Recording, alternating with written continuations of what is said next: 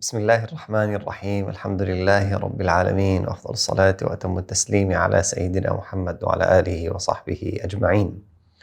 I start with the name of Allah subhanahu wa ta'ala, the unconditionally loving, the unconditionally compassionate, and may the best of peace and blessings be upon the final Prophet, Prophet Muhammad sallallahu alaihi wasallam, who was sent as a mercy to all mankind, and may the best of peace and blessings be upon all other prophets as well.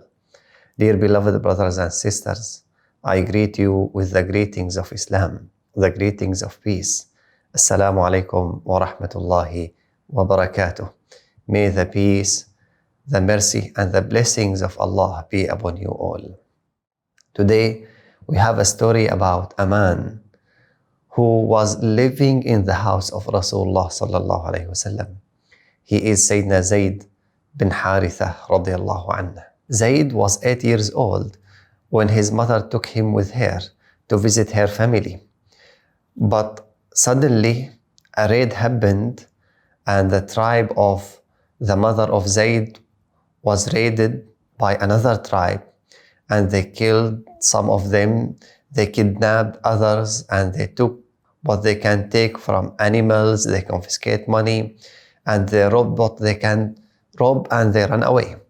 And this was the life in the desert. Whenever people feel that they want money, they just raid maybe their neighboring tribe, another tribe. People are maybe sleeping or sitting in peace. They are free. Suddenly they are kidnapped and they are sold. They become slaves. This was the type of life in the desert. But when Islam came, Islam abolished all that. Islam came and make all human beings equal. They live together based on love, mutual respect, not based on enslaving one another. That's why whenever you find in the Quran, if we make a sin, if we sin, we have to free a slave. If you do this, free a slave. If you do that, free a slave. Because Islam come to make human beings free and make them, all of them, equal. And we will see what happens with Zayd radiallahu anhu. Not only Islam freed the human beings, but made them the best people produced to humanity. Allah subhanahu wa ta'ala said, كُنْتُمْ خَيْرَ أُمَّةٍ أُخْرِجَتْ لِلنَّاسِ. Allah testified that in the Quran. You become the best people produced to humanity. And until now, 1400 years after more than 1400 years after the emergence of the message of Islam, we don't see any other teachings that surpasses the teaching of Islam. We come back to the story of Zayd. When the raid happened, those people took what they can take with them. They kidnapped what they can kidnap. And one of the children that were taken was Sayyidina Zayd Bin Harithah radiallahu anhu. Of course, when this happens, they go and they sell the children. They did it because they want money. This is number one. Number two, they fear that their tribe will come to take revenge to free their people, so they immediately sell them. So they sold the children, and among them, of course, Sayyidina Zayd bin Harithah radiallahu anhu. He was visiting his mother's family, and suddenly he became a slave. He was sold, and Hakim bin Hizam, the nephew of Sayyidah Khadijah radiallahu anha, our mother, the wife of Rasulullah, bought him with other children. When he came back home, his aunt Khadijah radiallahu anha went to visit him. And he said to her, I bought few children, and choose any one of them to be yours as a gift. You see how human beings were at that time, just buy and sell them as gifts. So she discerned in their faces, she looked in their faces, and she felt that Zayd is a good one. So she chose him. and her choice was right. At that time, she was not yet married to Rasulullah sallallahu alaihi wasallam. But after a few years, when she got married to Rasulullah, she experienced Zayd. She knew that he is clever, he is smart, he is trustworthy. So she wanted to give a special gift to Rasulullah sallallahu alaihi wasallam. So she gifted him Zayd. So Zayd now belongs to Rasulullah sallallahu alaihi wasallam, living, of course, in his house with his wife Khadija, but instead of the owner or the master was Khadija, now becomes the master and the owner Rasulullah sallallahu alaihi wasallam.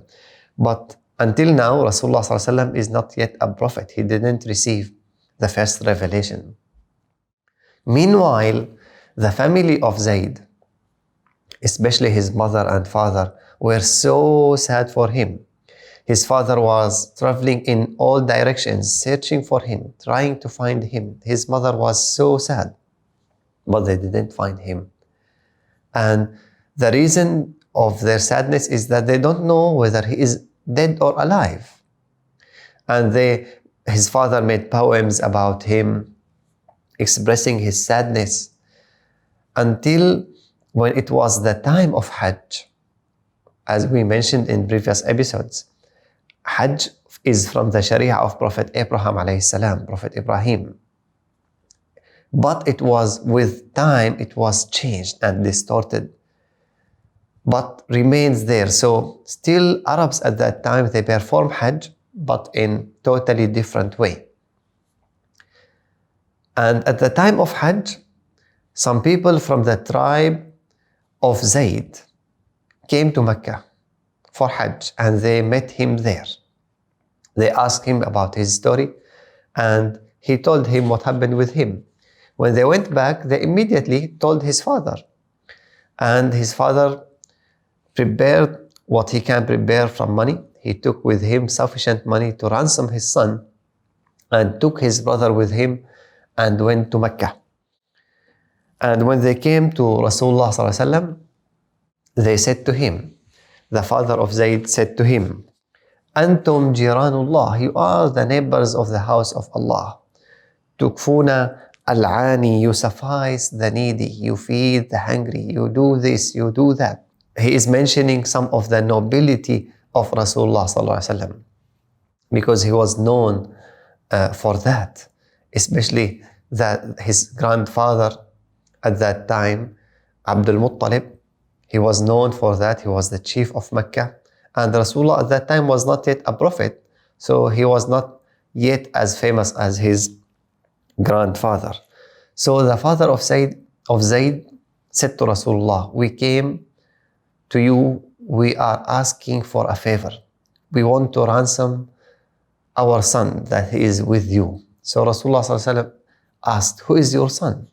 They said, Zayd Bin Harithah. But look at the nobility of Rasulullah sallallahu alaihi wasallam. He said, do you want something better than ransom? They came, they brought money, because of course they know the system at that time. Slaves are being sold, so there are money that there is money that was spent and paid, and Zayd is also doing jobs and doing things. So there should be money in exchange for Zayd if they want to take him. And Rasulullah sallallahu alaihi wasallam said, do you want something better than ransom? They said, what is that?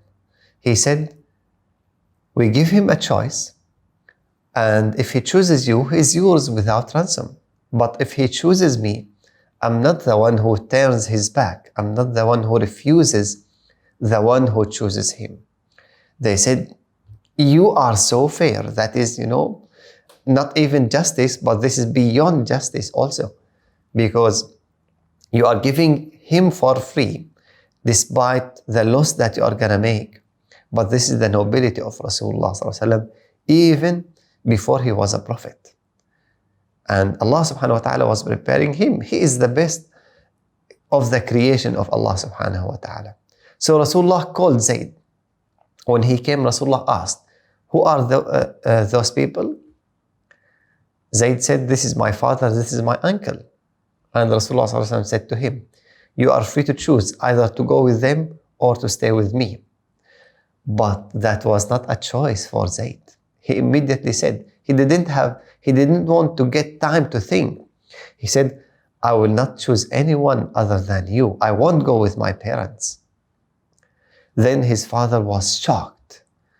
And he said, woe to you, you prefer slavery upon freedom? You prefer to be far away from your parents, from your family? It was shocking. And in fact, it is really shocking. But Zayd replied. He said, I have seen something from this man that I have never seen from anyone else. And when Rasulullah saw that, he wanted to compensate Zayd for the loss of his family, and he also wanted to satisfy his father. So he took Zayd with him from his hand to the Kaaba, where all the people of Mecca are gathering. And he said, "O people of Mecca, bear witness. Zayd is my son. I inherit him and he inherits me." And from that moment on, he used to be called Zayd bin Muhammad, not Zayd bin Harithah, because adoption was prevalent in that time. So his father was satisfied. He knew where is his son. His son is no more a slave, and his son now becomes the son of the noblest human being on earth. And the tribe of Quraysh at that time was the noblest tribe of the Arabs, and the lineage, the family of Rasulullah is the noblest of the family of Quraysh. And Rasulullah himself, they knew later on when he became a prophet that he is the best human being, sallallahu alaihi wasallam. So his father was satisfied. Zayd lived in the house of Rasulullah, of course, very happy. What happiness more than to live in the house of Rasulullah sallallahu alaihi wasallam? He lived as a son of Rasulullah sallallahu alaihi wasallam, and remained being called Zayd bin Muhammad until Rasulullah received the first revelation. And then adoption was prohibited in Islam. It was prevalent there for a long time. But of course, adoption, that it doesn't mean when you just say, this is my son or this is my daughter, they become yours. The relations in Islam is very important, because there are rights of inheritance, rights of marriage, and also rules in Islam for covering, especially the mother, the sister from the son. So the adoption in Islam is prohibited. And Allah subhanahu wa ta'ala said, "Ud'uhum li'abaihim," call them after the name of their parents. And that's why Zayd radiallahu anhu was not yet no more called Zayd bin Muhammad. He was again called Zayd bin Harithah. While he is living with Rasulullah, Rasulullah sallallahu alaihi wasallam helped him to marry the cousin of Rasulullah, Zaynab bint Jahsh radiallahu anha. So Rasulullah freed him. He was honored. He became his son, and then Rasulullah helped him to married him, his cousin. But that marriage was not so happy for whatever reason. But Allah subhanahu wa ta'ala has a plan. Wanted to abolish adoption and give a very straightforward, very clear verdict that adoption in Islam is not allowed because of the rights of human beings. And that's why Allah subhanahu wa ta'ala also revealed again, فَلَمَّا قَضَى زَيْدٌ مِّنْهَا وَطَرًا زَوَّجْنَاكَهَا. When Zayd attained his desires from her, that means from his wife Zaynab bint Jahsh radiallahu anha, زَوَّجْنَاكَهَا, we married her to you. So the wife of Zayd, who was believed to be the son of Rasulullah, now Allah married the wife of Zayd to Rasulullah. فَلَمَّا قَضَى زَيْدٌ مِّنْهَا وَطَرًا, when Zayd attained his desire. So Allah subhanahu wa ta'ala even making the ayah very clear.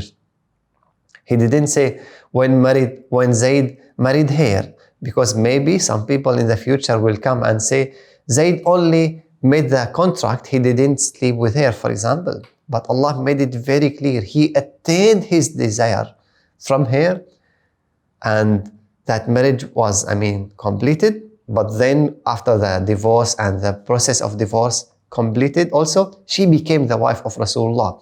To be crystal clear that there is no adoption. Because how come a man marries the wife of his daughter, of his son? It cannot be.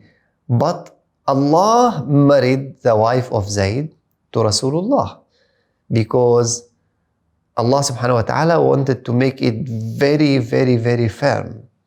There is no adoption. Especially, and that is my understanding of the Quran and the Sunnah of Rasulullah, when there is something prevalent, like for example, idol worshipping, there must be consistent and strong issues and incidents to abolish that. Adoption was maybe for hundreds of years. There must be something very shocking, very memorable. So Rasulullah married the wife of Zayd that was believed to be his son. Even though Allah said, "Ud'uhum li'abaihim," call them, name them after their parents, but there must be something that is very decisive. So that's why now we understand in Islam there is no adoption. In this case, Zayd lost his wife, though the marriage was not so happy.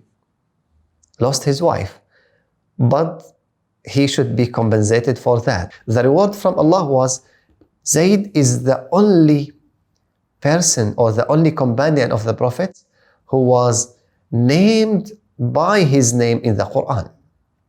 Allah subhanahu wa ta'ala said, فَلَمَّا قَضَى زَيْدٌ مِنْهَا وَطَرًا. When Zayd, so Allah straightforward mentioned his name, Zayd. Like Sayyidina Abu Bakr, when Allah subhanahu wa ta'ala spoke about him, when he was with Rasulullah in the cave, he said, his companion. إِذْ يَقُولُ لِصَاحِبِهِ, when he says to his companion. So Allah didn't mention Abu Bakr by his name. He said the companion of Rasulullah. So there is no one among the companions of Rasulullah who was mentioned by his name except Zayd in the Quran. And that's why until the end of days, when we recite the Quran, his name, we recite his name. The issue of adoption and the abolishment of adoption is a long story, and it is not our story. If you want to go back to the Quran and you read the verses about it, and you can get from some references about that.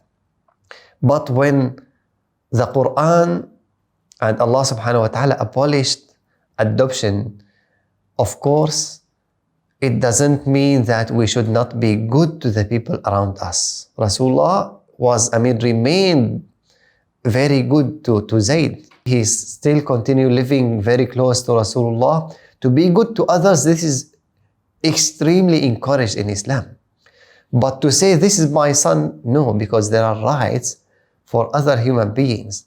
And as I said, the rights of marriage, the rights of inheritance, and the Islamic law, there are rules for that. It is not related at all to that, to being good to others. No, we have to be good. But to call them children, that is not really accepted in Islam. And Zayd radiallahu anhu remained to be nicknamed Hibbu Rasulillah, the beloved of Rasulullah sallallahu alaihi wasallam, even after the declaration of the abolishment of adoption in Islam. And one day Rasulullah sallallahu alaihi wasallam sent one of his companions, Al-Harith bin Umayr al-Azdi, with a letter to the king of Busra. Busra is in the south of Syria, near the Jordanian borders between Syria and Jordan. Now it is a part of Syria, near the borders with Jordan. So Rasulullah sent his companion Al-Harith bin Umayr to the king of Busra, to Syria. But on his way, before he reached Busra in Jordan, Shurahbil bin Amr is a king there in Jordan. He kidnapped him and he killed him. Why to kill an envoy, a man who is carrying a message, a peaceful message, a message of peace, a message of love, not even to you, a man who is traveling, there was no borders like today. Anyone can go anywhere. Was traveling, why you stop him and kill him? But because Rasulullah ﷺ was, establishing the new government, as we call it now, the new country that is based on love, on harmony, on peace. And it was expanding. And those people who were living on evil, they don't like that. There are people who live on evil. If evil stops, their business stops. That's why they resist any movement of good. Shurahbil bin Amr killed the envoy, the man who carries the message of Rasulullah, to send a strong message to Rasulullah. That means we don't want your message of love. We don't want your message of peace. Your message even will not pass through us. Not only we reject it, we will not allow it to pass through us. And that was so difficult to Rasulullah ﷺ. In Islam come to teach love and peace, through love and peace. But sometimes when evil comes, and those people who prefer evil to remain, they need something to bar them, to stop them from doing evil. So in Islam, we have to spread peace and love with peace and love. But also at the same time, we need to sacrifice ourselves, even if we lose our lives, for the sake of spreading the message of love and peace, if need be. If need be. Islam doesn't ask us go and kill. No. We spread the message of love. Islam come to free human being, to honor human being, to make them all equal. But when those people who prefer evil to remain, and it requires me to sacrifice even my life for the sake of my brothers and sisters in humanity, to ensure that the message of Allah reach them, to free them, I have to sacrifice even my life. This is the teachings of Islam. And that's why Rasulullah ﷺ prepared an army of 3,000 to be sent to this king Shurahbil bin Amr, to tell him, if you don't want the message of peace, if you don't want to allow the message of love to pass to others, we have power to deter you from that. And for example, if we are paving a road for millions of cars to pass on, and then a big rock come your way, should you stop the road that you say, let the rock be there, we pity the road, the rock, we don't want to remove it, or we just remove the rock for the sake of millions of cars to travel on that road? Now Shurahbil bin Amr, he is like that rock. He stops in the road of love and mercy and honor and dignity. The message of Allah come to honor and dignify human beings. But he stops. Rasulullah did not even send to him. He come and stop there. So he should be removed. And that's why Rasulullah ﷺ prepared an army for him. In the battle of Badr, Rasulullah did not go and fight. The people of Mecca came from Mecca to Medina. In the battle of Uhud, the second year, they also came back to take revenge for their loss in Badr. In the battle of Al-Khandaq, also they came from Mecca to Medina. Now, in the battle of Mu'tah, Shurahbil bin Amr was the one who killed the envoy of Rasulullah and gave him a strong message. We don't want your message, even it is love, peace, mercy, dignity, honor the message of Allah. We don't want it. We are not going to allow it to go. And Rasulullah has to spread the message of Allah. So Rasulullah wanted to teach them a lesson. If you don't want to allow peace, we have a power to guard the message of peace, to ensure that the spread of the message of peace is there, to deter those people who refuse the message of peace. So Rasulullah ﷺ prepared an army of 3,000. And he said, the leader will be Zayd Bin Harithah. If he is killed, if he is martyred, the leader should be Ja'far bin Abi Talib. If he is martyred, then Abdullah bin Rawaha. If he is martyred, choose one of you to be the leader. And the companions of Rasulullah knew that when Rasulullah ﷺ said about someone, if he is killed, that means he will be killed. He will be martyred. So the army prepared themselves. The leader was Zayd bin Harithah radiallahu anhu. He bid farewell to his family, to Rasulullah, and he went to Mu'tah, to Jordan, where the envoy of Rasulullah was killed. But at that time, there was two dominant empires, the Roman Empire and the Persian Empire. Two empires. So the countries or the lands that were closer to the Roman empires, they were under the control of the Romans. And the lands that were closer to the Persian Empire, they were under the control of the Persians. So Shurahbil bin Amr in Jordan was closer to the Romans, was under the control of Romans.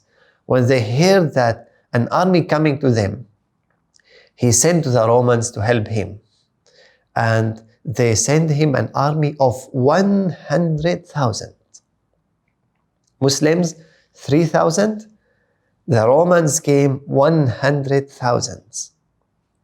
And Muslim sat down for consultation. So one of them said, let's stop before we reach there. And we sent a message to Rasulullah. Rasulullah sent us to teach a message to Shurahbil bin Amr and his people. But now the Romans came 100,000 and we are 3,000. Let's send a message to Rasulullah and see what he says. If he says go and fight, we go and fight. If he says come back, we go back. This was an opinion. But then another opinion came. One of the Muslims stood up and said, my brothers, we never fight. Since we became Muslims, we never fight by our numbers. We never fight by our might. We never fight for our personal gain. We fight with Allah. We fight by Allah. We fight for Allah. We fight through Allah. So we come here because we are commanded by the messenger of Allah, Rasulullah sallallahu alaihi wasallam, who was getting his command from Allah. And that means the leader of this plan is Allah. And Allah subhanahu wa ta'ala knows that 100,000 will come. So the real one who is planning this knows everything. So why we go back? And the result will be one of the two goods. If we are martyred, this is the ultimate hope that every Muslim is willing for. If you are martyred, what better to meet Allah than you lose your life for His sake? I mean, martyrdom, shaheed. And number two, if we attain victory, this is what we came for. So the result will be either we attain victory or we are martyred. If we are martyred, we go to Allah. If we attain victory, both the results are good. And Muslims said, that is true. So let's go ahead, no need to send a message to Rasulullah sallallahu alaihi wasallam. They went forward and the battle was very fierce.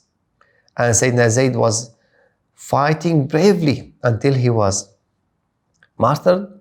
Sayyidina Ja'far bin Abi Talib also was martyred. Sayyidina Abdullah bin Rawaha was also martyred, radiallahu anhum ajma'in. And then the leader became Sayyidina Khalid ibn al-Walid radiallahu anhu, who was recently a Muslim, at that time was a new Muslim, and he became a leader, and he gathered the Muslims with his tactics. He was known for his tactics of war, and he took the Muslims, gathered them, and went back to Medina to Rasulullah sallallahu alayhi wasallam. And the news came to Rasulullah that Zayd bin Harithah and Ja'far, all the leaders, was martyred, and Rasulullah sallallahu alayhi wasallam was so sad for them.